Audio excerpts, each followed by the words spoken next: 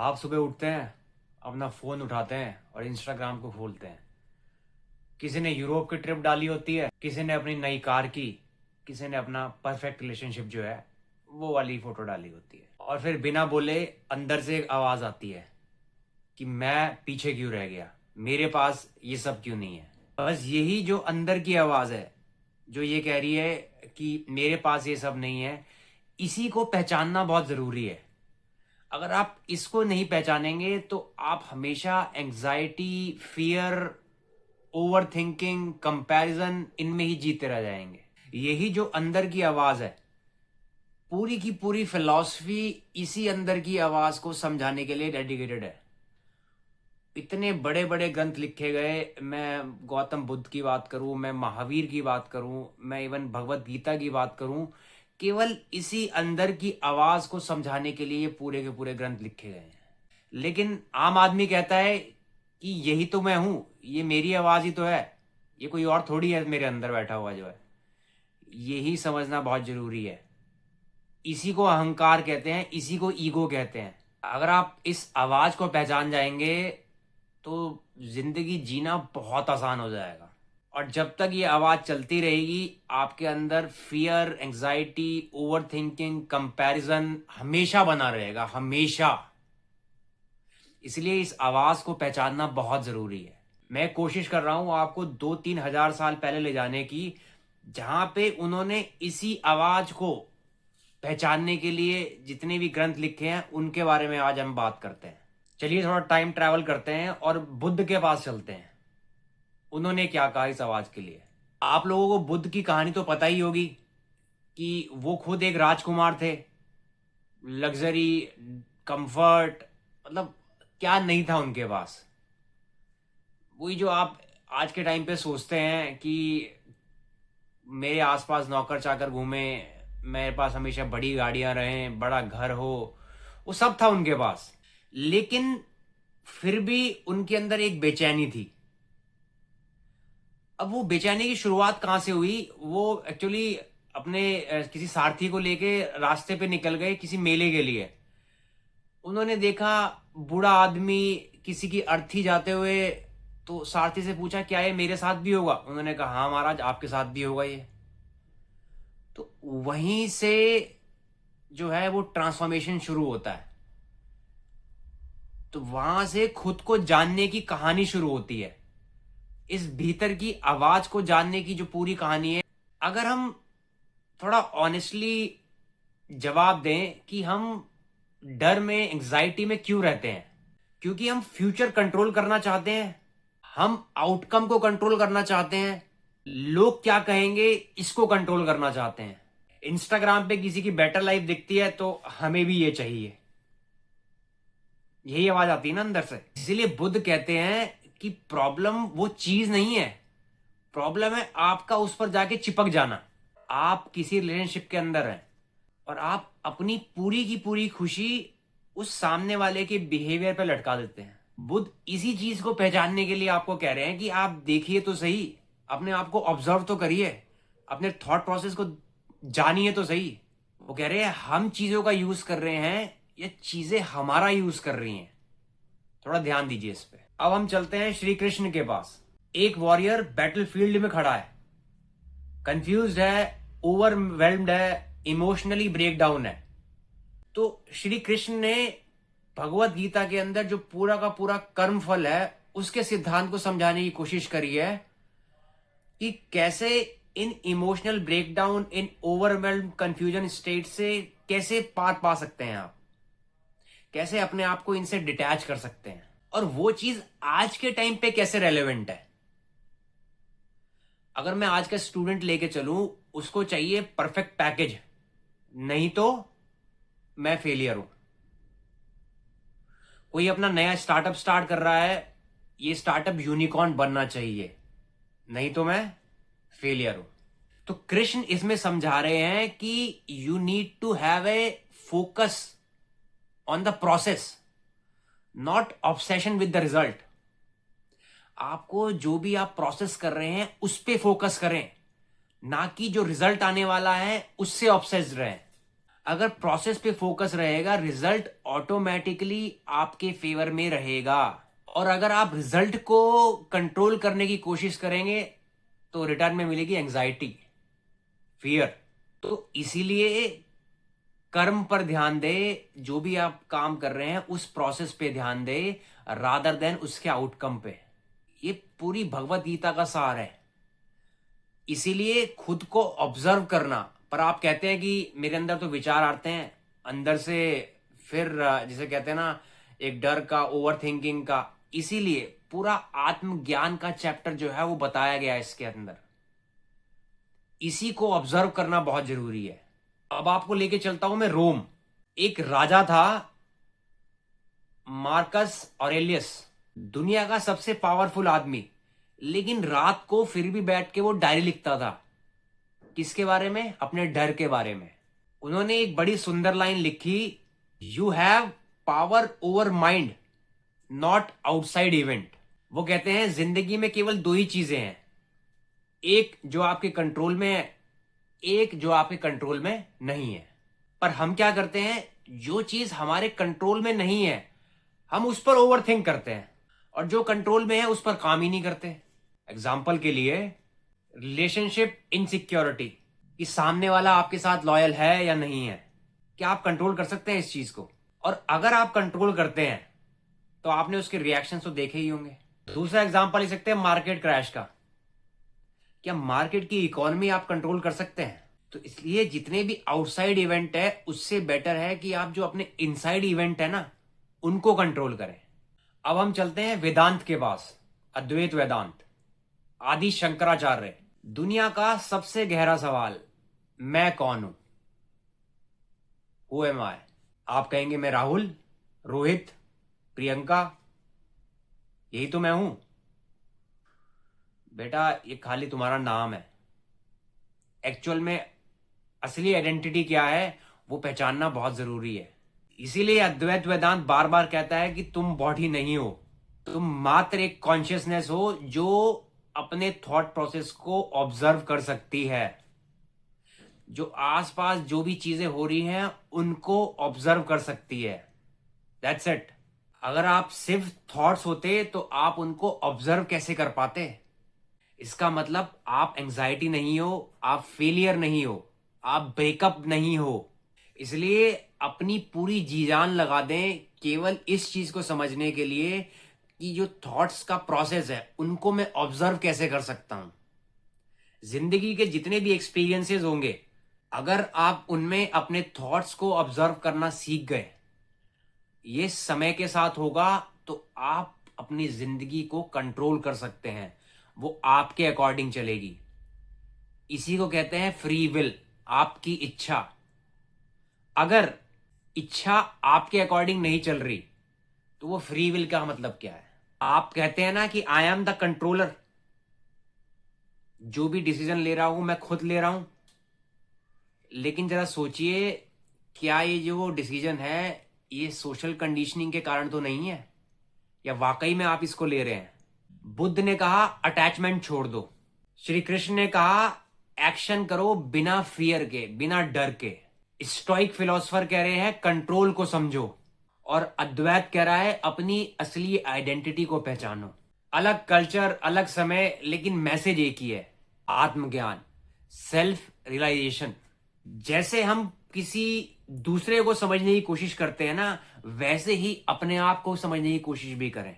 देखिए एक चीज तो आपको माननी पड़ेगी कि इंसान जो है वो बाय डिफॉल्ट कुछ सिस्टम खराब के साथ पैदा होता है। समय के साथ उस सिस्टम खराब को सही किया जाता है। उस खराब सिस्टम को अंडरस्टैंड करना बहुत जरूरी है, और उसी खराब सिस्टम को हम बोलते हैं अहंकार, द ईगो।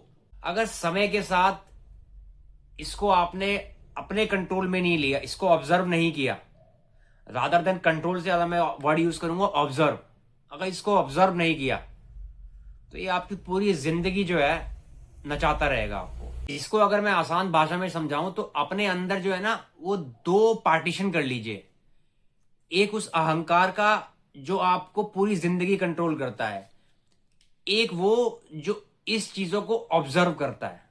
तो आपको उस सेंटर तक पहुंचना है जहां आप चीजों को ऑब्जर्व कर सकते। वो सेंटर कहलाता है बोध का सेंटर, जो कि ऑब्जर्व करता है आपके हर एक डिसीजन को। आपको उस केंद्र तक पहुंचना बहुत जरूरी है। अगर आपको लगता है कि फिलॉसफी जो है वो केवल किताबों तक सीमित ना हो, उन्हें मॉडर्न लाइफ के अंदर भी जो है वो अप्लाई करना चाहिए, तो इस वीडियो को लाइक करें। और मेन चीज़ ये है कि आप अपने एंजाइटी, फियर या ओवर थिंकिंग के बारे में कमेंट में लिखें, ताकि कुछ डिस्कस हो सके, उस चीज़ को जो है हम ऑब्जर्वेशन के थ्रू ओवरकम कर सकें।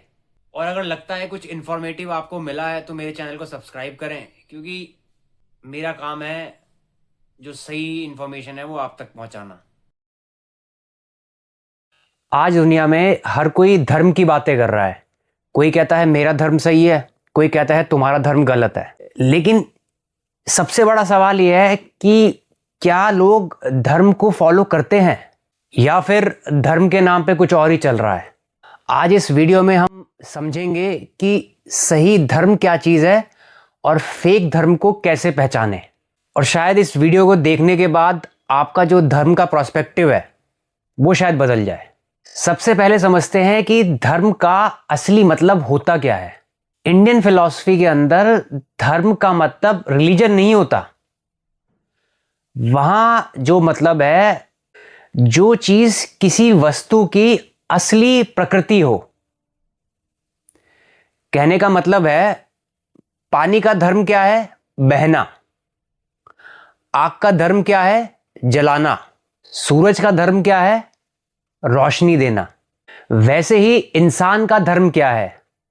इंसान का धर्म है सत्य, ट्रुथ, न्याय, जस्टिस, प्रेम, लव, करुणा, कंपैशन, सच की खोज, to identify what truth is. आप एक बात बताइए, अगर कोई इंसान मंदिर जाता है, मस्जिद जाता है, लेकिन उसके अंदर ना प्रेम है ना सत्य है, तो फिर सवाल उठता है क्या वो धर्म में है? अब बात करते हैं फेक धर्म की। देखिए, फेक धर्म 3 चीजों पर टिका होता है। पहली चीज है अंधविश्वास, ब्लाइंड बिलीफ। जब लोग बिना सोचे समझे किसी भी बात को मान लेते हैं। एग्जाम्पल के तौर पे, अगर आपने ये रिचुअल नहीं किया तो भगवान आपसे नाराज हो जाएंगे, और डर के कारण वो चीज लोग करते हैं, तो वो धर्म नहीं है, सिंपली भय का व्यापार है। It is a fear trade. दूसरी चीज, आइडेंटिटी का धर्म। फेक धर्म का दूसरा रूप है आइडेंटिटी की पॉलिटिक्स। यहां लोग कहते हैं मैं इस धर्म से बिलोंग करता हूं, इसीलिए मैं सही हूं। यहां पर धर्म सत्य की खोज नहीं करता, एक ग्रुप की आइडेंटिटी बन जाता है। जो मेजॉरिटी बोलती है वही आप बोलते हैं। तीसरी चीज आती है पैसा और पावर। कई बार धर्म का यूज पैसा और पावर कमाने के लिए भी किया जाता है। हिस्ट्री में लोगों ने कई बार व्यापार चलाने के लिए धर्म का यूज किया है, कंट्रोल पाने के लिए धर्म का यूज किया है। लेकिन सच्चा धर्म किसी को दबाता नहीं है, वो लोगों को फ्री करता है। इंसान की आजादी आती है सच्चे धर्म के साथ। अब सबसे बड़ा सवाल ये उठता है कि सही धर्म को पहचाने कैसे। इसके सिंपल से 3 टेस्ट हैं। पहला टेस्ट, क्या वो डर पैदा करता है या प्रेम पैदा करता है। अगर कोई धर्म डराता है तो वो फेक है। एग्जाम्पल के तौर पे, अगर आपने ये चीज ऐसे ऐसे नहीं करी तो आने वाला समय आपके लिए बहुत बुरा होगा, वगैरह वगैरह। तो ये फेक धर्म है। अगर वो प्रेम और शांति देता है तो वो सच्चा धर्म है। आपके अंदर क्लैरिटी आनी चाहिए। टेस्ट नंबर 2, क्या वो सवाल पूछने देता है। सही धर्म क्वेश्चंस को अलाउ करता है। बुद्ध ने कहा था ब्लाइंड बिलीव मत करो, चीजों को जांचो फिर बिलीव करो। लेकिन मोस्टली सिस्टम कहते हैं सवाल मत करो, सिर्फ मानो। ये फेक धर्म है। टेस्ट नंबर 3, क्या वो इंसान को बेटर बनाता है? सबसे बड़ा सवाल यह है, उस धर्म को फॉलो करने के बाद इंसान ज्यादा दयालु, सच्चा और समझदार बनता है या नहीं? अगर नहीं तो वो कितने रिचुअल्स करवा ले, वो फेक धर्म है। सच ये है, धर्म कपड़ों, रिचुअल्स और सिंबल्स में नहीं होता। धर्म होता है सत्य की खोज के अंदर, इंसानियत के अंदर और प्रेम के अंदर। अगर कोई इंसान मंदिर या मस्जिद नहीं जाता लेकिन उसके अंदर प्रेम है, सत्य है, तो वो धर्म के ज्यादा करीब है। और कोई रोज पूजा पाठ कर रहा है और अंदर अहंकार और घृणा भरी हुई है, ईगो एकदम बूस्ट करके बोल रही है, तो आप समझ जाइए, आप समझदार लोग हैं। इसीलिए सबसे बड़ा धर्म है सही इंसान बनना। अगर वीडियो पसंद आया है तो लाइक, शेयर और चैनल को फॉलो करिए और कमेंट में बताइए कि आप किस धर्म को फॉलो करते हुए चल रहे थे।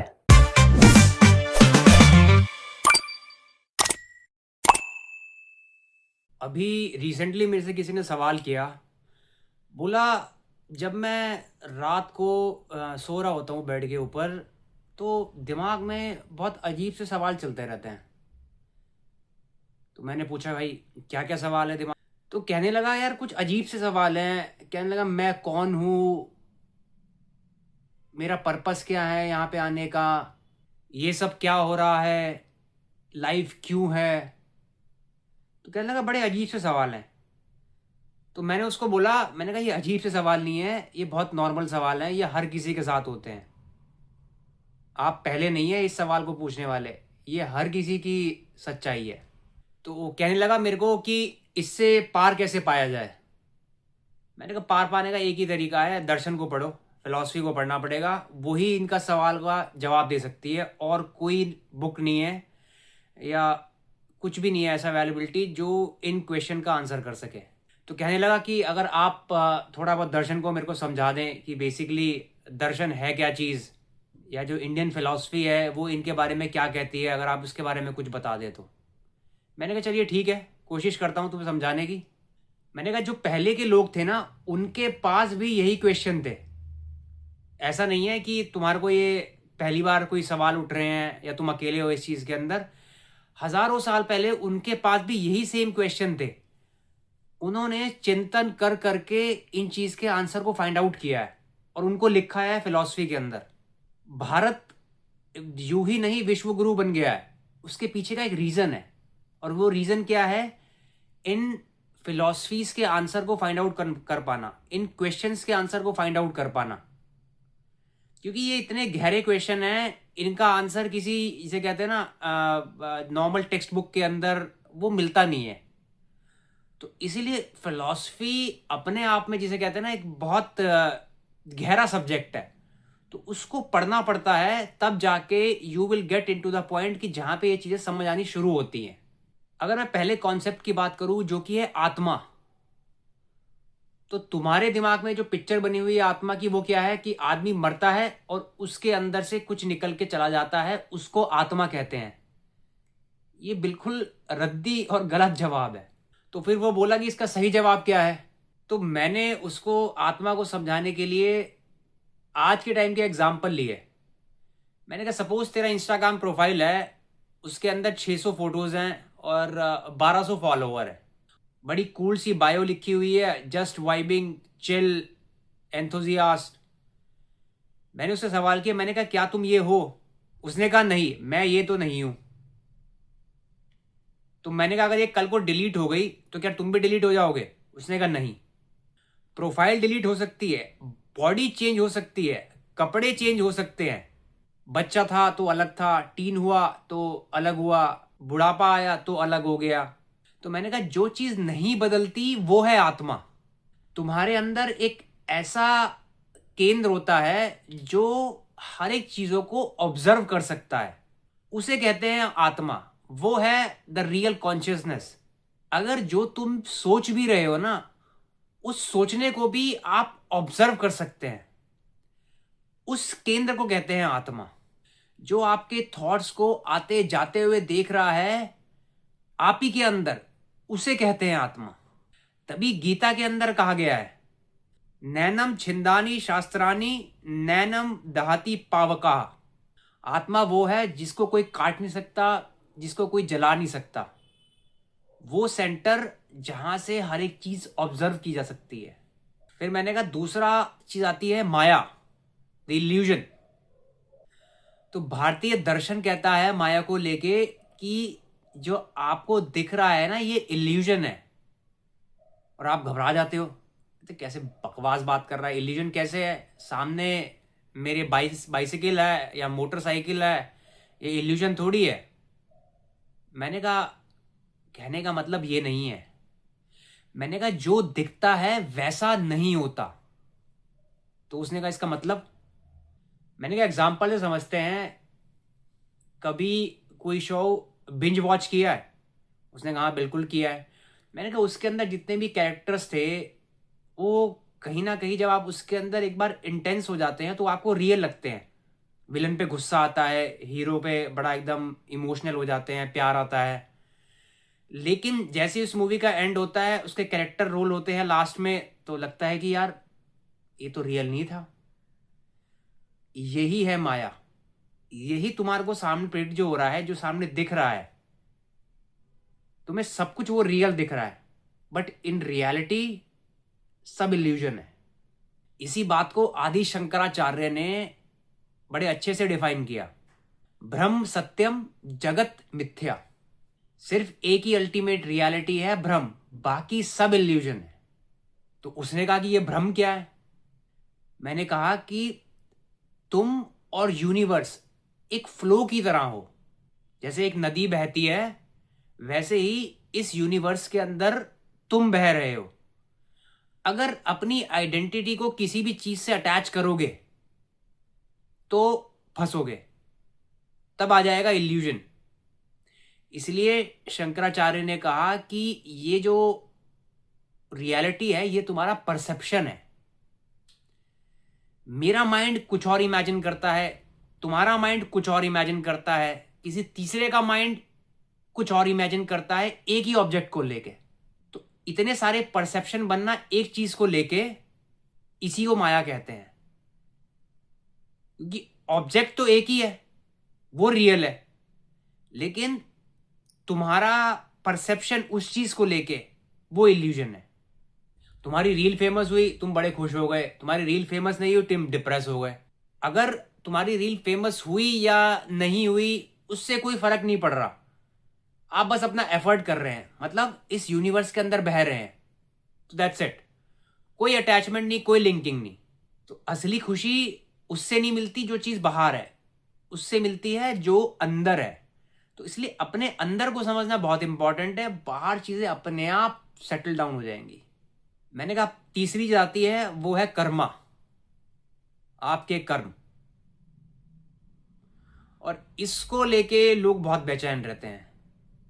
कर्मा को आप यू लेके चलिए कि आप बस काम कर रहे हैं बिना किसी आउटकम के।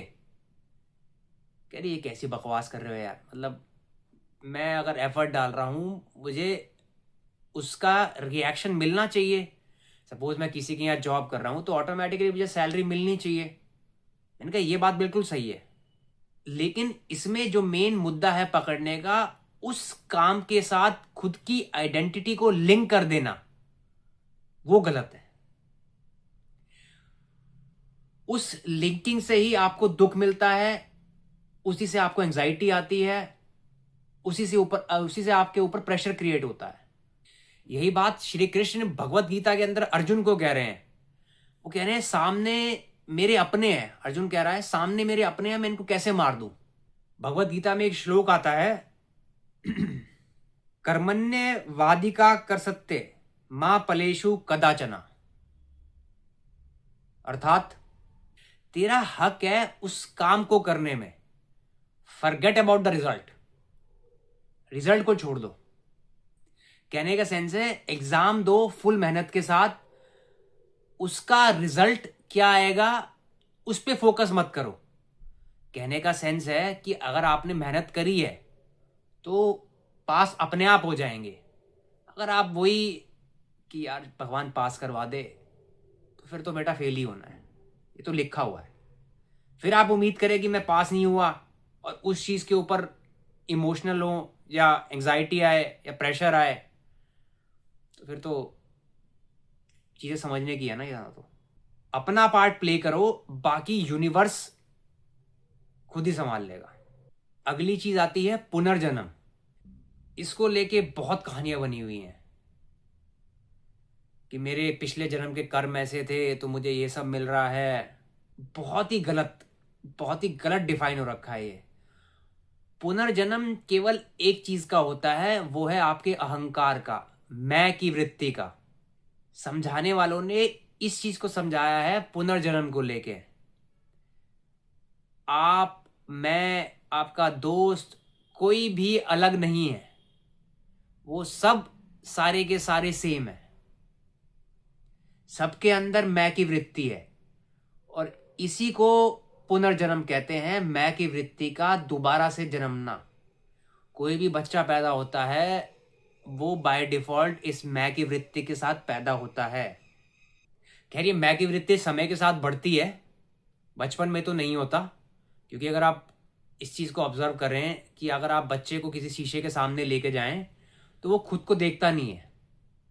तो इसलिए साइंटिफिकली डेवलप है कि मैं की वृत्ति समय के साथ डेवलप होती है। जैसे जैसे आप उसकी आइडेंटिटी को और बढ़ाते जाएंगे तब उस मैं की वृत्ति का जन्म होता है। तो पुनर्जन्म का एक्चुअल मतलब जो डिफाइन किया गया है वो ये है कि मैं की वृत्ति का बार बार जन्म होना।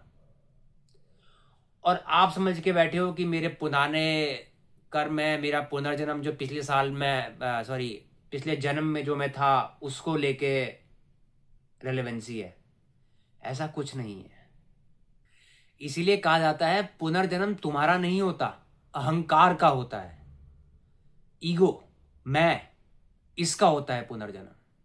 अगली चीज आती है मोक्ष। अगली चीज समझने की आती है मोक्ष, लिबरेशन। लोगों के दिमाग में मोक्ष को लेके जो कॉन्सेप्ट बना हुआ है वो ये है कि आदमी मरता है और वो लिबरेट होता है। बट इन रियलिटी जीते जी लिबरेशन पॉसिबल है। जब आप इस मैं की वृत्ति को समझ जाते हैं, इस अहंकार को समझ लेते हैं, तब होता है आपका लिबरेशन। तब आप जीते जी मर जाते हैं। कहने का सेंस ये है कि अब आप इस अहंकार की वृत्ति से फ्री हो गए, इस मैं के कॉन्सेप्ट से फ्री हो गए, तब यू विल गेट लिबरेशन। इसीलिए मैं बार बार जिक्र करता हूं, आपको उस केंद्र तक पहुंचना है जहां पे आप अपने थॉट प्रोसेस को ऑब्जर्व कर सकें, आपके अंदर जो भी चीज चल रही है उसको खुद देख सके। जैसे ये समय के साथ डेवलप होता है, जैसे जैसे आप इस टेंडेंसी को देखना शुरू करते हैं, तब आपको मिलती है लिबरेशन, तब आप होते हैं मुक्त। जब आत्मा ये समझ ले, अगेन आत्मा मीन्स प्योर कॉन्शियसनेस, ये समझ ले कि मैं ये छोटा सा आई नहीं हूं, आई मीन्स अगेन अहंकार नहीं हूं, मैं उस बड़े ब्रह्म का हिस्सा हूं जो सब में है।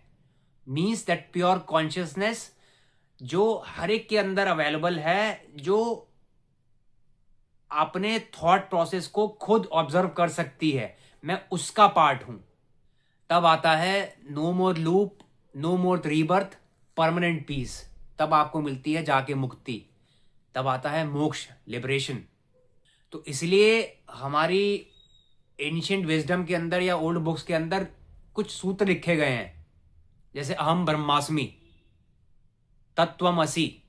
अहम ब्रह्मास्मि मतलब मैं ही ब्रह्म हूं, मैं ही इस यूनिवर्स का पार्ट हूं। तत्वमसि मतलब I am that, I am ब्रह्म। ये कुछ सूत्र हैं जो जो चीजों को डिफाइन करने के लिए आसानी से लिखे गए हैं। मतलब एक शब्द में किसी चीज को समझाना हो, अहम ब्रह्मास्मि या तत्वम असि। आज हमने समझा आत्मा को, माया को, कर्मा को, पुनर्जन्म को और मोक्ष को। अगर आपको लगता है कि आपकी डेफिनेशन इन चीज़ों को लेके बदल गई है तो कमेंट में लिखें और साथ में ये भी मेंशन करें कि आपने पहले इन चीज़ों को क्या माना हुआ था। और वीडियो को पसंद आया तो इसको लाइक करें, सब्सक्राइब करें। तो अभी मेरे को रिसेंटली किसी ने सवाल किया, मेरे से पूछा कि जीने का सही पर्पस क्या है। मैंने कहा यार सवाल तो बहुत गहरा है, चलिए इस पर डिस्कस करते हैं। तो मैंने कहा अगर आम आदमी के जीवन को देखा जाए तो उसमें आप रियलाइज करेंगे कि स्कूल टाइम पे कहा गया कि बेटा पढ़ाई करो, कॉलेज टाइम पे कहा गया कि प्लेसमेंट ले लो, और शादी के बाद कहा गया कि फैमिली संभालो, और रिटायरमेंट के बाद कहा गया भगवान को याद करो। तो मैंने कहा यही खाका है ना, इसी के बेस पे डिफाइन हो रहा है, इसके अलावा तो कुछ नहीं दिख रहा है। कह रहा हाँ यही है, इसके अलावा तो और कुछ नहीं है।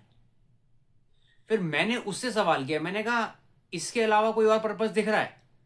कह रहा नहीं यही चीज है।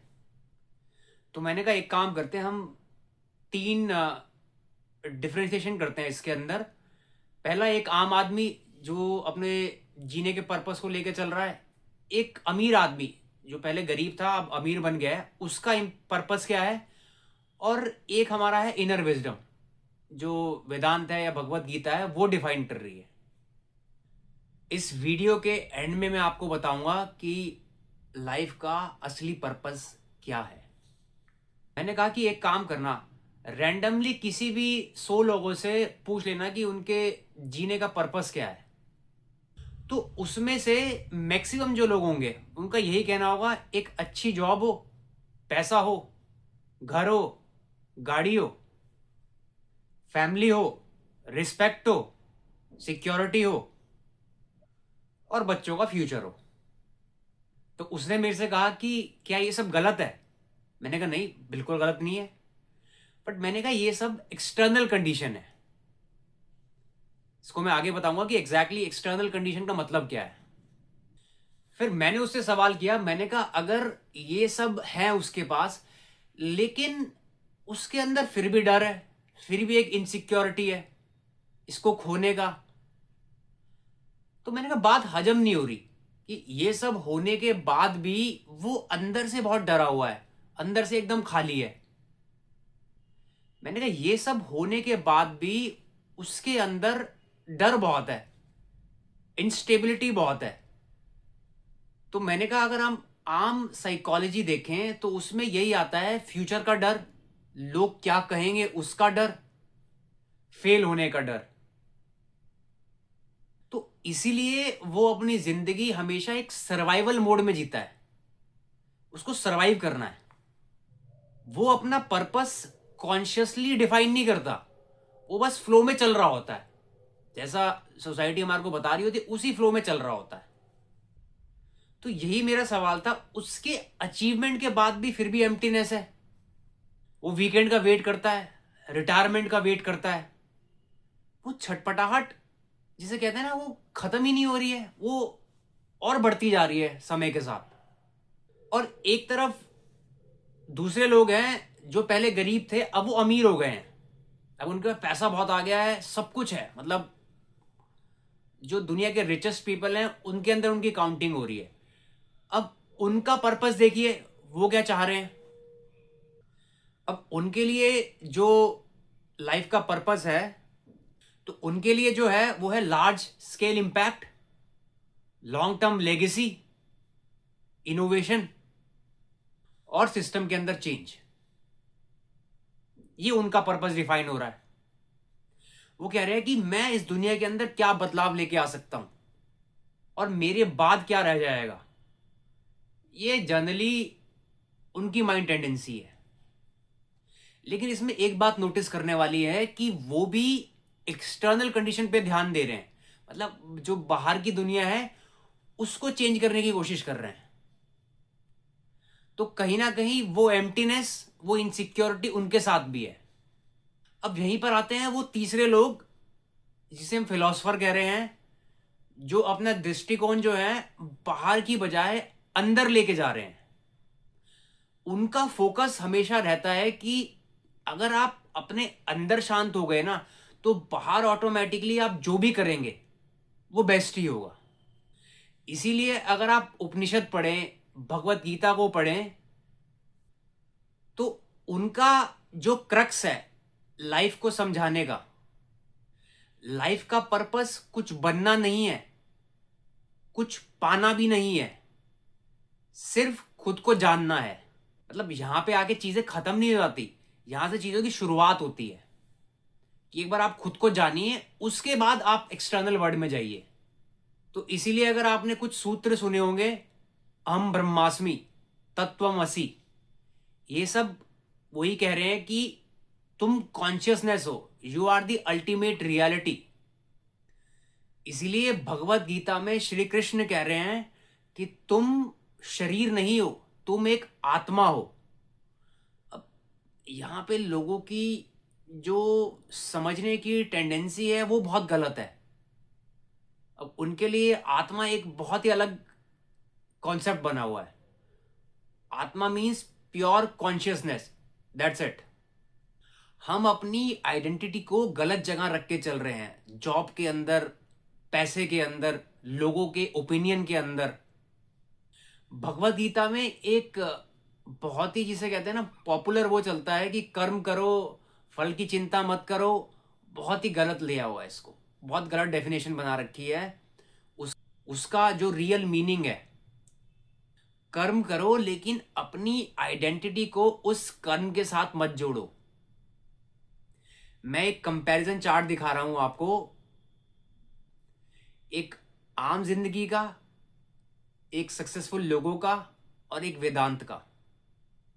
तो इसलिए लाइफ का जो पर्पस है, ना सिर्फ पैसा है, ना सिर्फ सक्सेस है, ना सिर्फ इम्पैक्ट है, बल्कि अपनी कंफ्यूजन को खत्म करना, अपने ट्रू नेचर को पहचानना, और अपने डर को खत्म करना। जब अंदर क्लैरिटी आ जाती है तो बाहर का कोई भी एक्शन वो ऑटोमेटिकली मीनिंगफुल हो जाता है।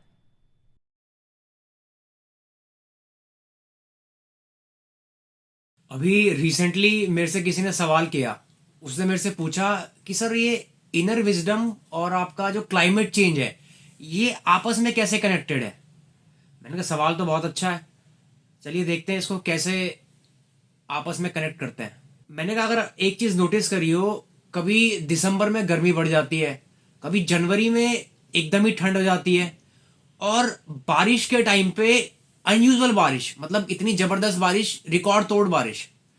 और कभी ऐसा हो जाता है एकदम सूखा पड़ जाता है कि आपका खेतों के अंदर दरारें आती हैं। तो मैंने कहा इसी को हम क्लाइमेट चेंज का नाम देते हैं, कि जहां पे आपका जो यूजुअल पैटर्न था वो अब डिसरप्ट हो गया है। तो मैंने कहा इस मुद्दे पे बिना डेटा के बात करना तो बेकार रहेगा। तो अगर मैं एक डेटा लेके आता हूं 1850, मैं शायद बहुत पीछे जा रहा हूं, बट अल्टीमेटली लिंकिंग तो वहीं से होगी।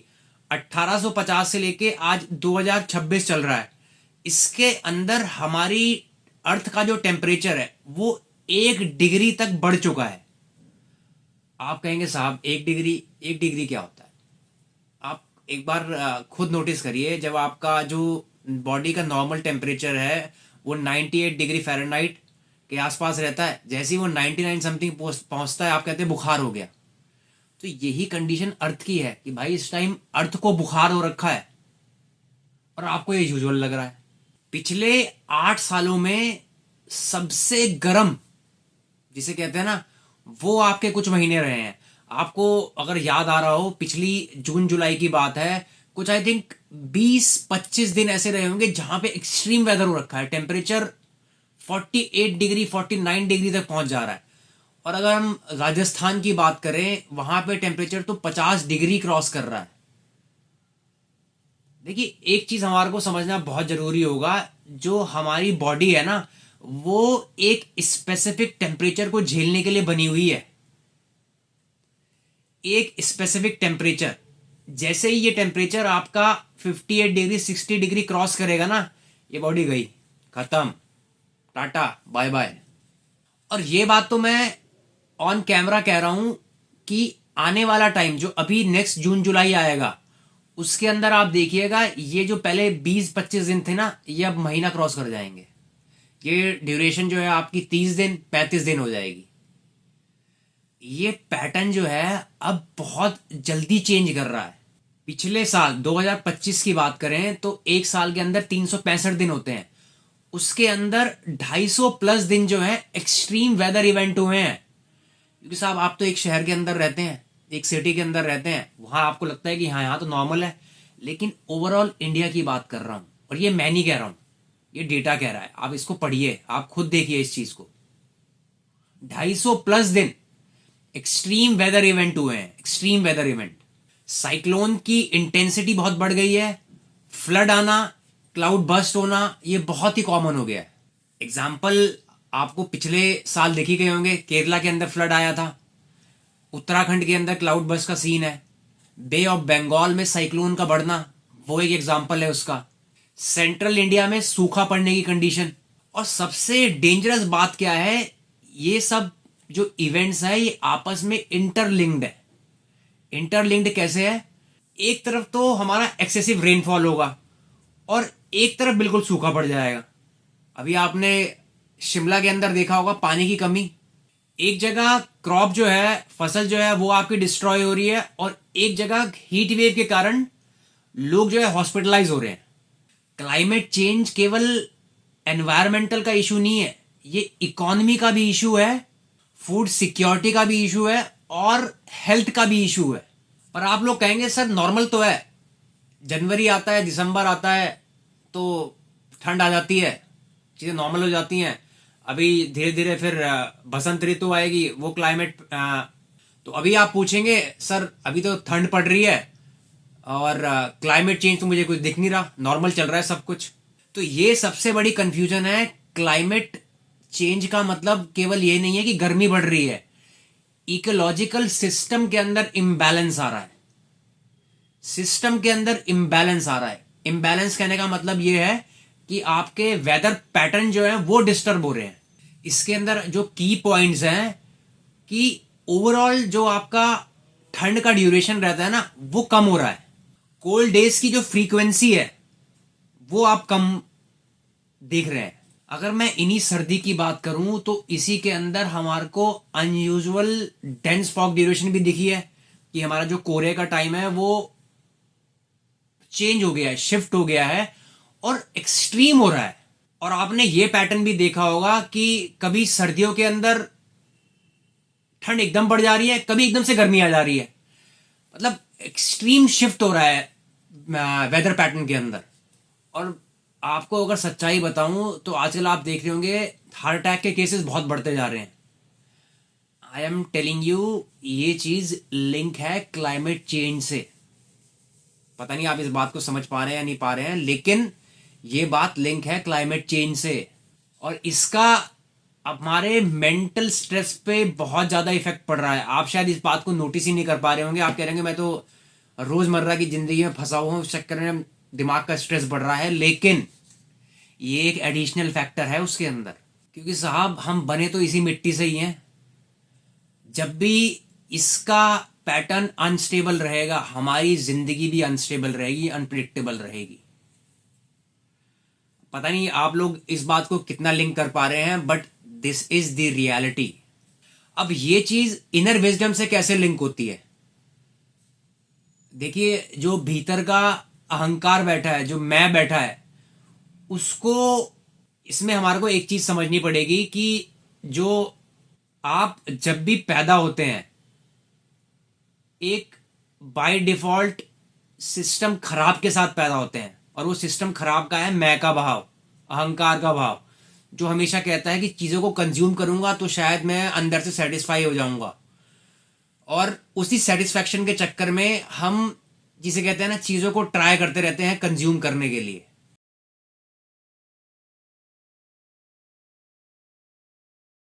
एक सिंपल सा सवाल है कि आज आपने क्या खाया? एक दूसरा थोड़ा अजीब सा सवाल है कि आपने आज क्या देखा, क्या पढ़ा, क्या सुना। हम खाने को लेके तो बहुत कॉन्शियस हो गए हैं कि इतना प्रोटीन होना चाहिए, इतना कार्ब्स होना चाहिए, इतना उसके अंदर कहते हैं फैट होना चाहिए। और जो चीज हम अपने दिमाग को खिला रहे हैं, जो उसको फीड कर रहे हैं, क्या कभी उसके बारे में सोचा? तो ये वीडियो आज उस पर बनाई गई है जिसका टाइटल है इंफॉर्मेशन डाइट।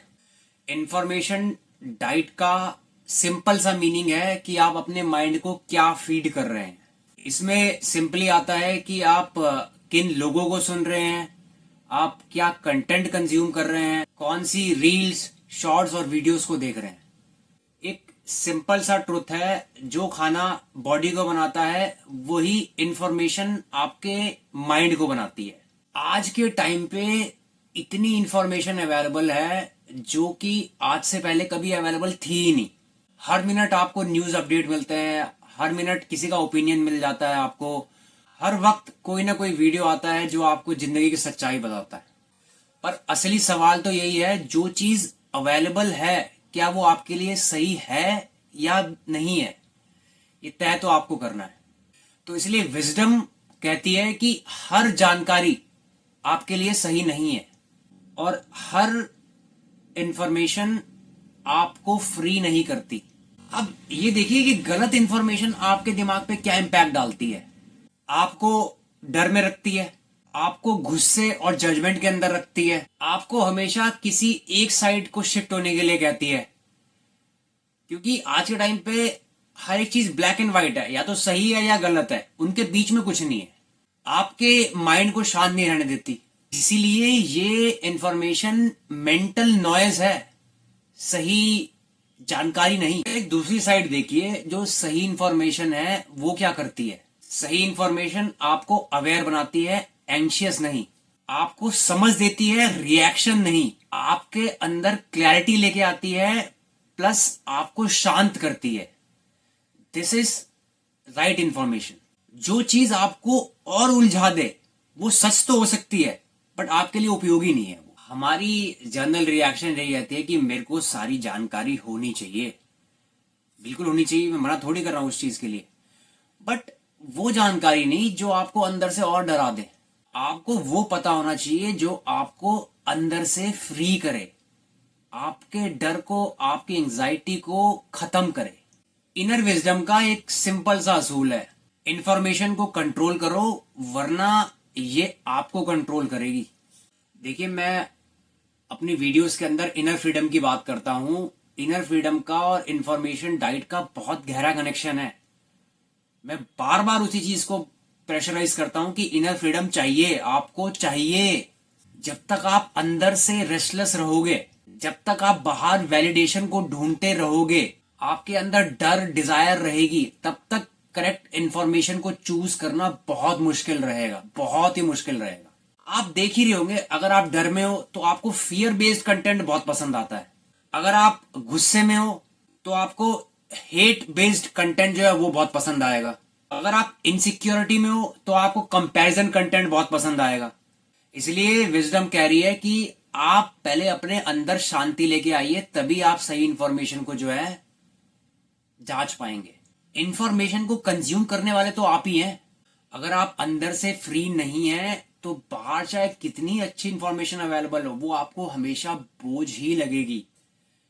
हमेशा आपके अंदर इनसिक्योरिटी, डर, ये सब पैदा करेगी। और जब इनर फ्रीडम आ जाती है तब आपका जो है कम इंफॉर्मेशन भी बहुत इफेक्टिव लगती है आपको। तो आज अपने आप से एक सवाल पूछिएगा कि जो इंफॉर्मेशन मैं कंज्यूम कर रहा हूं या कर रही हूं वो मेरे लिए सही भी है, वो मेरे को इनर फ्रीडम, क्लैरिटी दे रही है, या मेरे को और डरा रही है।